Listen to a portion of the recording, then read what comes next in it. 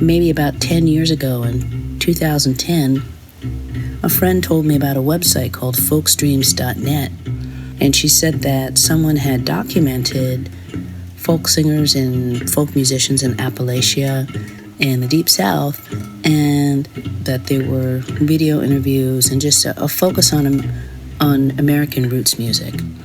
And so I went to the site, and one of the first videos that I watched, the documentary, was called The Land Where Blues Began. And they showed folk musicians who made their own instruments. And that just blew my mind. I had no idea that that was even possible. I'd seen a piano, I'd seen a guitar, a violin, a banjo, but I'd only ever seen instruments that were, just completely formally made. That's what I thought an instrument was. But the narrator explained that people didn't always have access to these instruments, and that they would make instruments from planks of wood. They would use spoons. People got extremely creative when they wanted to create a percussive sound or melody. And they showed the diddley bow and a man named Lonnie Pitchford playing the diddley bow in different forms.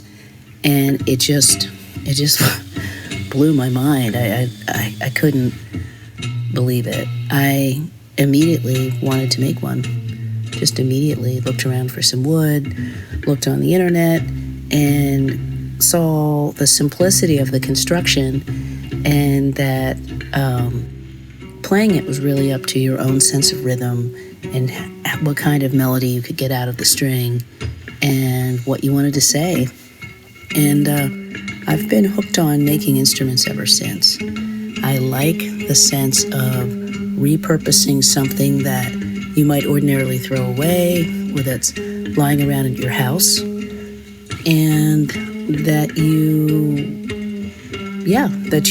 use whatever ability you have to fashion it into some sort of musical instrument. So in this video, I'm showing a stick that I found in the woods, and I've got some fishing line here, bottle caps, and feathers, a couple of screws, very, very basic construction. But I like the look and the feel of it, and it's fun to play.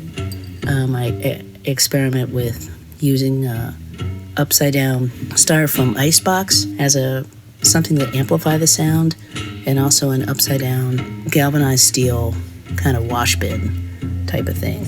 So this is really about, it's an intersection of everything that's of interest to me, which is working with what you have, being inventive and resourceful within that, expanding one's definition of what music and musicality is.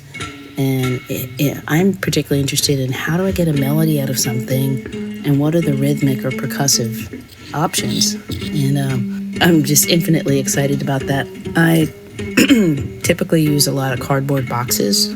They're super fun to turn into things.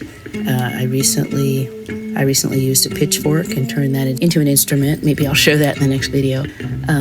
So really, it's just about exploring and getting away from any sense of perfect. I like a minimalist and kind of rough-looking end instrument, and then I'm free to figure out what I want to say, what kind of story do I want to share, and how does the instrument support that.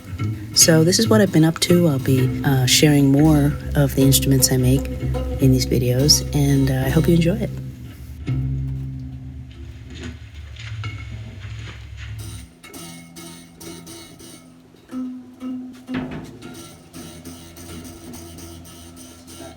Still have it solve the problem.